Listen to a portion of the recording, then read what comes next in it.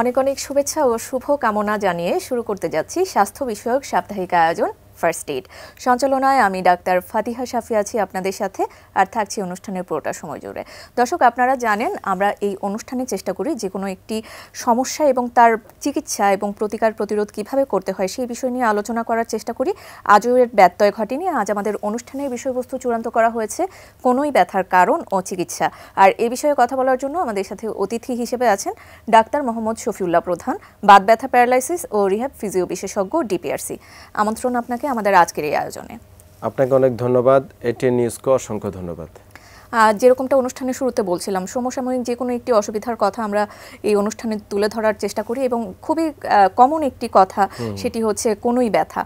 কোনোই ব্যথার কারণ আসলে কি হয়ে থাকে সেটি সর্বপ্রথমে জানবো। আপনাকে ধন্যবাদ। আমি আশা করি আজকে একটু কোনোই ব্যথার ডিটেলস আমি রোগীদের একটু বোঝানোর চেষ্টা করব। আমি একটু এই মডেলটা নিই।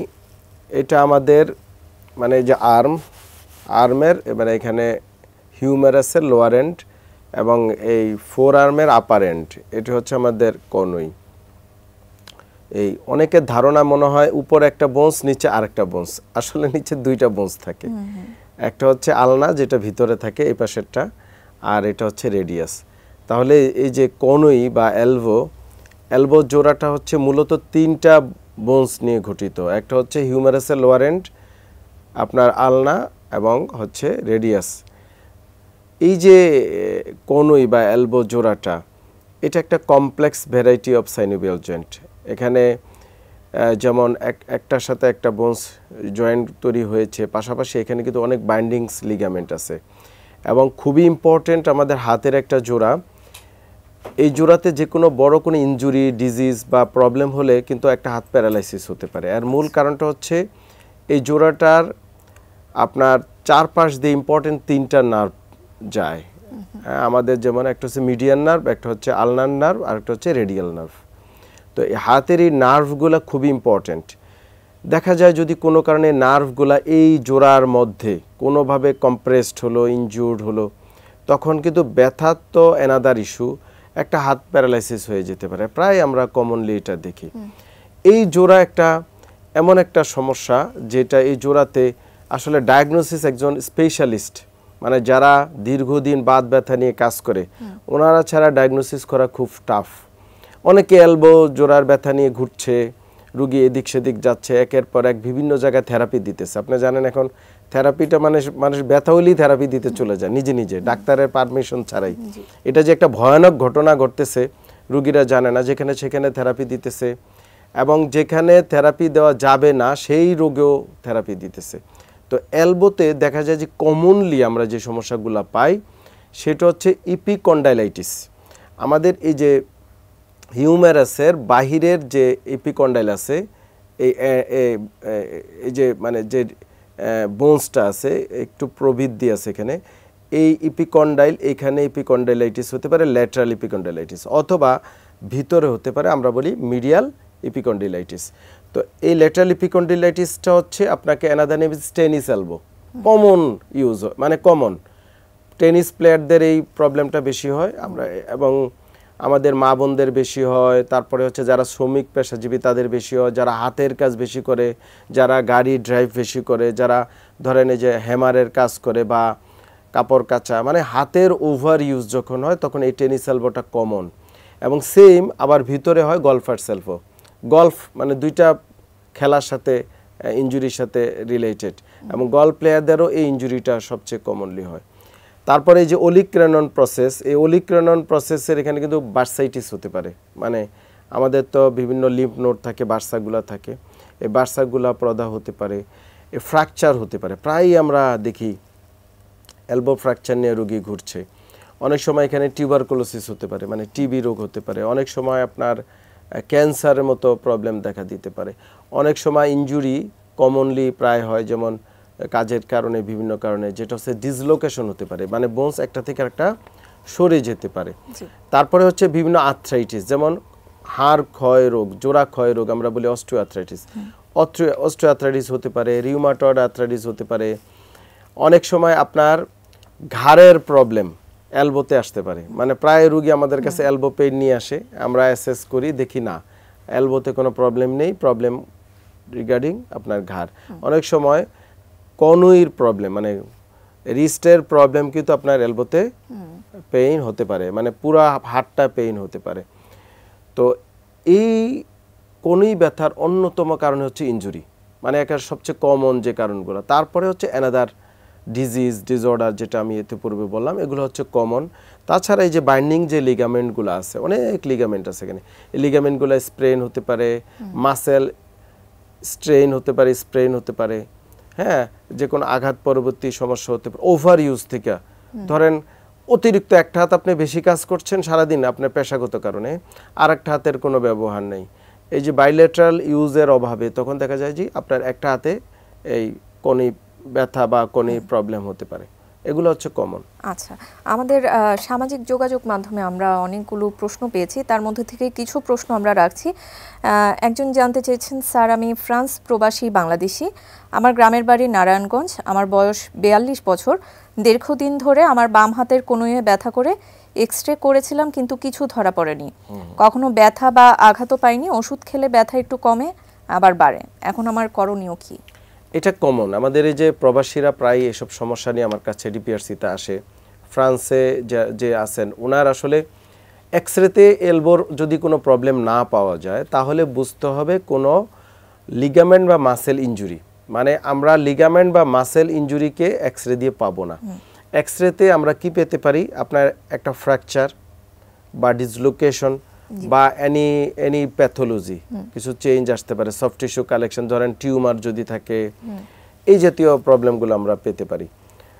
আর আপনার এক্সরে ফাইন্ডিংসটা অনেক সময় আপনার ক্লিনিক্যালি মিলাতে হয়, মানে আপনি শুধু এক্সরে দেখলে হবে না, ইউ শুড অ্যাসেস, মানে ফিজিক্যালি আপনাকে হাতের দেখতে হয়। তো যেহেতু উনি এক্সরেতে কিছু পায় নেই, আমার কাছে যেটা মনে হয় ওনার কমনলি যে আমি রোগগুলোর কথা বললাম ইতিপূর্বে, যেমন টেনিস এলবো অথবা গলফার এলবো একেবারে কমন, এবং আমাদের প্রবাসী ভাই বোনদের এই সমস্যাটা সবচেয়ে বেশি হয়, টেনিস এলবো। তো আমি ওনাকে সাজেস্ট করব, উনি যে কাজটা করে ওই কাজটা সম্ভবত ভুলভাবে করতেছে, যে কাজটি করে আই ডোন্ট নো যে উনি কী করে, পেশাগত কাজগুলো ওনাকে আসলে ট্রেনিং দিতে হবে।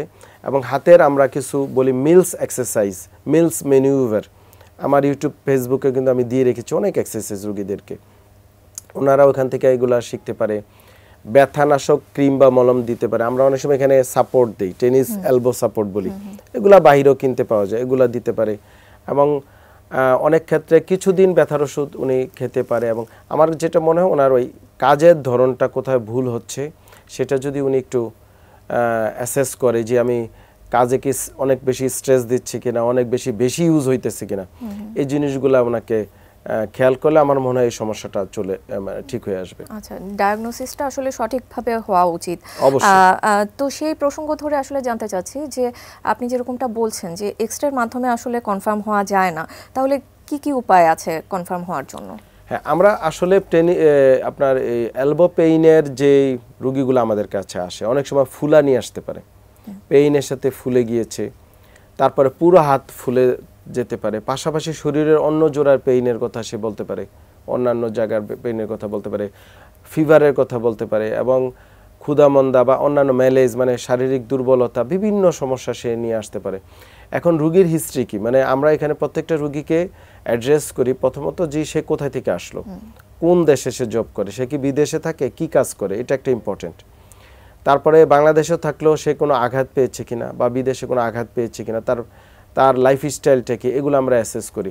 প্রিভিয়াস কোনো ডায়াগনোসিস থাকতে পারে, যেমন এক্সরে, উনি বলছে যে আমার প্রবাসী ভাই যে এক্সরেতে কিছু পায় নাই, তো সেই ক্ষেত্রে যদি ফুলা থাকে তাহলে আমরা পাশাপাশি কিছু ব্লাড টেস্ট করে দেখতে পারি যে ওনার কোনো রিউমাটয়েড আর্থ্রাইটিস বা এনাদার কোনো আর্থ্রাইটিস রোগ আছে কিনা, বা প্রদাহ, বডিতে কোনো কারণে প্রদাহ হতে পারে, কোনো এনি ইনফেকশন, যেমন এলবোতে কিন্তু ইনফেকশন হতে পারে, ধরেন লেসারেশন কোনো কারণে কেটে গিয়েছিল বা কোনো একটা ইনজুরি, এনি ইনজুরি, বা ওখানে ইন্টারনালি ব্লিডিং হয়েছে, রোগী দীর্ঘদিন এটা ট্রিটমেন্ট করে নাই, বা ব্যাকটেরিয়াল ইনফেকশন হতে পারে, যে কোনো প্রদাহ হতে পারে। তো সেই ক্ষেত্রে আমরা ব্লাডের বিভিন্ন টেস্ট করে দেখি কোনো ইনফেকশন যে সাইনগুলো আছে ব্লাডে, ওটা আমরা দেখলে বুঝতে পারি। অনেক সময় আমরা রোগীর সিটি স্ক্যান করে দেখি, সিটি স্ক্যানটা মানে আরও বেশি আপনার ডায়াগনোসিস টুলসের মধ্যে বেটার দেন এক্সরে। এরপরেও যদি প্রয়োজন হয় আমরা এমআরআই করি। সাধারণত এলবোতে এমআরআই প্রয়োজন হয় না। X ray findings, blood test, physical examination, রোগীর হিস্ট্রি, খুবই কমন পরীক্ষা নিরীক্ষার মাধ্যমে আসলে জেনে যাওয়া যায়। অসংখ্য ধন্যবাদ আপনাকে। আমাদের একটি বিজ্ঞাপন বিরতির সময় হয়ে গেছে, বিরতির পর আবারও যুক্ত হচ্ছি। আচ্ছা দর্শক, সময় হয়ে গেল ফার্স্ট এইড থেকে ছোট্ট একটি বিজ্ঞাপন বিরতির। কোথাও যাবেন না, আমাদের সাথেই থাকুন।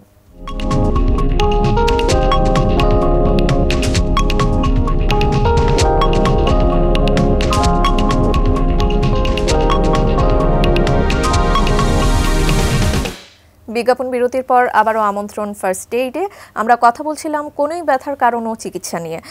বিজ্ঞাপন বিরতিতে যাওয়ার আগে আমরা কিভাবে আমরা নিশ্চিত হতে পারি সেই প্রসঙ্গে জানছিলাম।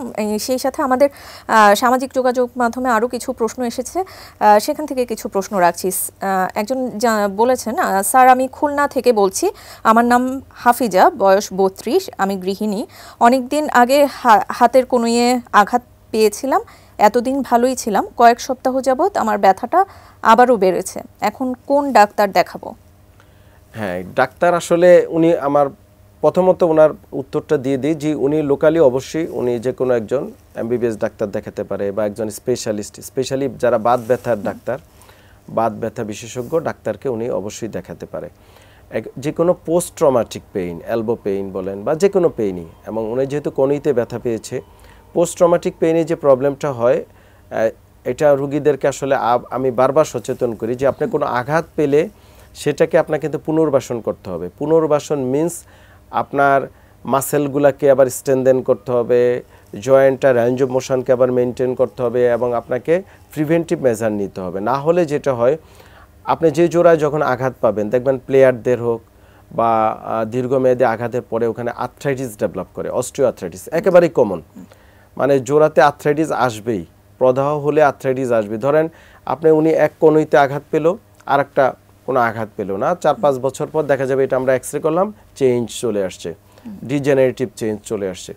তো সেই ক্ষেত্রে রুগীকে সাবধান হওয়াটা জরুরি। আমি যেটা ওনাকে বলবো, উনি ব্যথানাশক ক্রিম বা মলম জোড়াই দিতে পারে, গরম শেক দিতে পারে, এলবোর কিছু এক্সারসাইজ করবে, যেমন হালকা একটু ওয়েট নিয়ে, 1/2 কেজি ওয়েট নিয়ে উনি ফ্লেকশন এক্সটেনশন এক্সারসাইজগুলো উনি করতে পারে, গরম শেক দিতে পারে। এবং অনেক ক্ষেত্রে কিছু সাপ্লিমেন্ট যেমন glucosamine, chondroitin sulphate, hyaluronic acid বা প্রয়োজনে ক্যালসিয়াম এবং ভিটামিন ডি, এই সাপ্লিমেন্টগুলো খুবই এসেনশিয়াল টু প্রিভেন্ট আপনার আর্থ্রাইটিস। আর্থ্রাইটিসকে প্রিভেনশনের জন্য দুধ, ডিম, ভালো খাবার এটাও খুবই এসেনশিয়াল। আর সর্বোপরি যেহেতু উনি গৃহিণী, ওনার কাজের ক্ষেত্রে ওনার হাতের ব্যবহার, মানে আমরা যেন সবাই যে কাজগুলো করি সেটা যেন মানে 2 হাতের ব্যবহার একসাথে করি। মানে আপনি একই হাত দিয়ে সারাক্ষণ ধরেন আপনার বাসন পয় পরিষ্কার করলেন, সবই করলেন, কিন্তু আরেক হাতের ব্যবহার করলেন না, তাহলে কিন্তু মেকানিক্যালি এই হাতের উপরে স্ট্রেস পড়বে এবং এখানে ইনজুরিগুলো আরও বাড়তে থাকবে। যেমন আঘাত পেয়ে টেনিস এলবো একটা কমন, গলফার্স এলবো এগুলো আমরা প্রায় পেয়ে থাকি। তো আমার মনে হয় উনি একটু সাবধান হলে, গরম শেক দেখ, আমি যে সাজেশনটা দিলাম এগুলো মেনটেন করুক। তারপরেও প্রয়োজন হলে উনি একজন ওখানে বাত ব্যথা, স্পেশালি ব্যথা বিশেষজ্ঞ যারা ব্যথা নিয়ে কাজ করে, হাড় ও জোড়া নিয়ে, এই জাতীয় চিকিৎসককে উনি দেখাতে পারে। আচ্ছা, আরও একটি প্রশ্ন রাখছি। একজন বলেছেন, স্যার আমি লন্ডন প্রবাসী, আমার বাবা সিলেটে থাকে, ওনার বয়স 67 বছর, দীর্ঘদিন ধরে উনি ডায়াবেটিসে আক্রান্ত, ডায়াবেটিস নিয়ন্ত্রণে থাকে না, ইদানিং ওনার 2 কনুইয়ে আর কবজিতে খুব ব্যথা হয়, এই ব্যথা কি ডায়াবেটিস থেকে হয়? করণীয় কি? হ্যাঁ, এটা খুবই ইম্পর্টেন্ট। আমাদের সিলেট প্রবাসীদের আসলে বেশিরভাগই লন্ডন ওনারা দখল করছে, আলহামদুলিল্লাহ, এটা আমাদের জন্য গর্বের বিষয়। তো ওনাদের কিন্তু আত্মীয় স্বজন বাবা মারা বাংলাদেশে আছে মোস্ট অফ দা, এবং বা আত্মীয় স্বজন এরা প্রায় আমার কাছে ডিপিআরসিতে চিকিৎসার জন্য আসে। তো ওনার যেহেতু ডায়াবেটিস আছে, ডায়াবেটিস হচ্ছে কি মানে প্রতিটা মানুষকে ডায়াবেটিস প্রত্যেকটা রোগকে বাড়ায়। মানে আমি বলি ডায়াবেটিস হচ্ছে সকল রোগের মা। যার ডায়াবেটিস থাকবে তার প্রত্যেকটা রোগ ওর্স হবে এবং দিন দিন খারাপের দিকে যাবে। যেহেতু ওনার 2 পাশে প্রবলেম, 2 এলবোতে প্রবলেম, সেক্ষেত্রে আরও অ্যাসেসমেন্টের প্রয়োজন। ওনার শোল্ডারে প্রবলেম আছে কিনা, রিস্টে প্রবলেম আছে কিনা, ডায়াবেটিসটা কন্ট্রোলে আছে কিনা, ঘাড়ের প্রবলেম আছে কিনা। এবং সাধারণত ডায়াবেটিস রুগীদের এবং যে বয়স উনি বলেছে সেই ক্ষেত্রে যেটা হয় যে সার্ভাইক্যাল ডিস্ক প্রোলাপস থাকে বা সার্ভাইক্যাল মানে হাড় ক্ষয় থাকে, তা থেকে বাইলেটারাল এলবো পেইন, এটা কমন, একেবারে হাতের ব্যথা এটা হতে পারে। এবং ডায়াবেটিসের কারণে আমাদের নার্ভে নিউরাইটিস মানে ডায়াবেটিক নিউরোপ্যাথি, তো অনেক সময় এলবোর পেইন বলে, কিন্তু আপনি যখন অ্যাসেস করবেন তখন দেখবেন এটা আসলে ডিউ টু ডায়াবেটিক নিউরোপ্যাথি, মানে লোকালি এখানে কোনো প্রবলেম নেই, আপনার হয়তো ঘাট থেকে আসছে বা হাতে আসছে।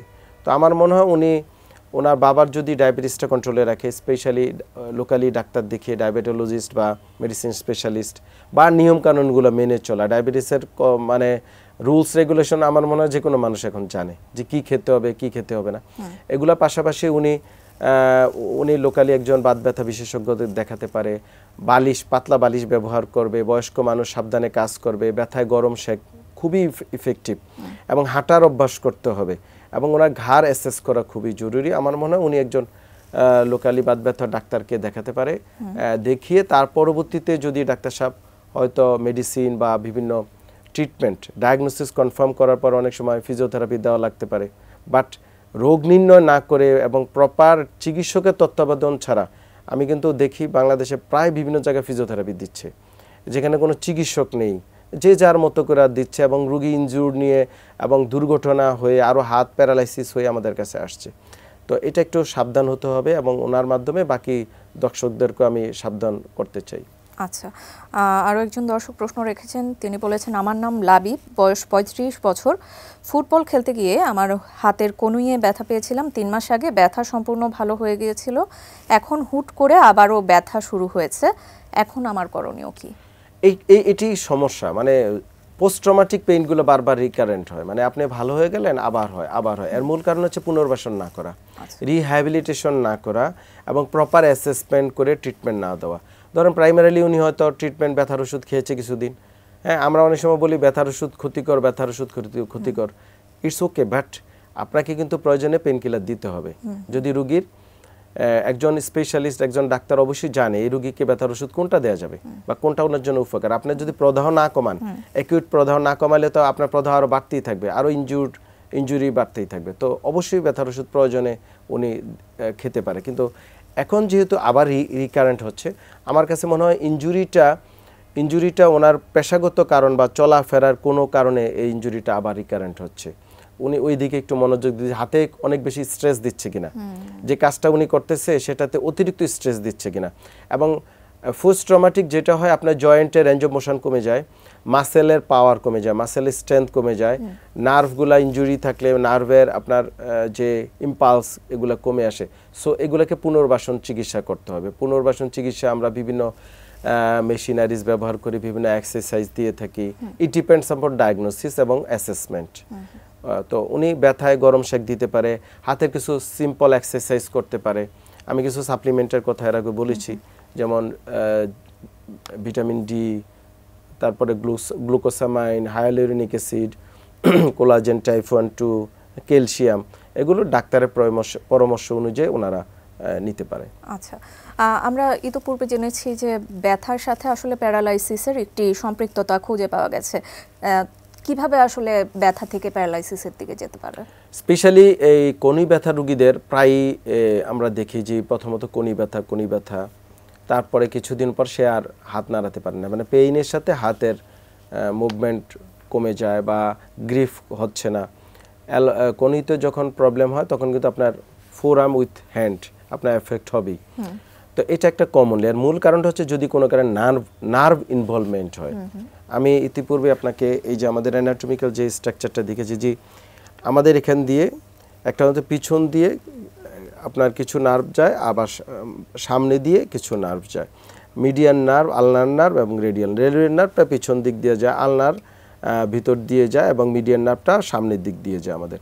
তো এই এলভোতে যদি কোনো কারণে প্রদাহ হয়, আইদার ইনজুরি বা ফ্র্যাকচার বা ডিসলোকেশন, হাড় সরে গেল কোনো কারণে, যে আঘাত থেকে হতে পারে, রুগী হয়তো জানে না, ভালো হয়ে গেছে পেন কিলার খেয়ে, কিন্তু ভিতরে কম্প্রেশন আছে, আস্তে আস্তে দেখা যায় হাড়টা শুকিয়ে আসছে, দুর্বল হয়ে আসছে। তারপরে বিভিন্ন আর্থ্রাইটিস রোগী, যেমন রিউমাটয়েড আর্থ্রাইটিস রোগী, দীর্ঘদিন আর্থ্রাইটিসের কারণে এলবো কিন্তু বাঁকা হয়ে যায়, এলবো কিন্তু ডিফর্মড হয়ে যায়, তখন কিন্তু নার্ভ ইনজুরি হয়, একেবারে কমন। তো যদি কোনো নার্ভ ইনজুরি হয় তখন কিন্তু আস্তে আস্তে আপনার কী হবে, নার্ভের সক্ষমতা হারাবে, নার্ভ মাসেলকে আর কোনো ইম্পালস দিতে পারবে না, তখন কিন্তু আস্তে আস্তে প্যারালাইসিস হয়ে যাবে। মানে সেন্ট্রাল নার্ভাস সিস্টেম হোক অথবা পেরিফেরাল নার্ভাস সিস্টেম হোক, এনি ডিজিজ ডিসঅর্ডার ইনজুরি যদি হয় তাহলে কি হয়, আপনার প্যারালাইসিস হয়ে যেতে পারে। তো এলবোর ক্ষেত্রে সেম ঘটনাটা একেবারেই কমন। তাছাড়া আপনার যখন দীর্ঘদিন আপনার ইউজ হবে না, যেমন রিমোটয়েড আর্থ্রাইটিস, অন্যান্য আর্থ্রাইটিসে অ্যানকালোজিং স্পন্ডিলাইটিস রোগীর হচ্ছে সিভিয়ার প্রদাহ হতে হতে জোড়াগুলা ফিক্সড হয়ে আসে ভিতরে, আপনার ইনফ্লামেটরি এক্সুডেট কালেকশন হতে হতে জোড়া ডিফর্মড হয়, রোগী ব্যথায় মুভমেন্ট কম করে, তখন নার্ভ একটা এখানে একটা কি কম্প্রেশন তৈরি হয়, এগুলো কমন হতে পারে একটা ডিজিজ ডিসঅর্ডার থেকে, হতে পারে এনি ইনজুরি ট্রমা, যে কোনো কারণে হতে পারে। তো তখন কিন্তু আপনার হাতটা প্যারালাইসিস বা পক্ষাঘাতগ্রস্ত হতে পারে। আচ্ছা আচ্ছা আচ্ছা, তো আমরা আসলে এই অনুষ্ঠানের মাধ্যমে আসলে দর্শকদের সচেতন করার চেষ্টা করেছি যেন তারা প্যারালাইসিসের দিকে কোনোই ব্যথার জন্য অন্তত না ভুগে থাকে। অসংখ্য ধন্যবাদ আপনাকে অত্যন্ত মূল্যবান সময়ের জন্য। আপনাকে অনেক ধন্যবাদ এটিএন নিউজের দর্শক এবং সবাইকে অসংখ্য ধন্যবাদ।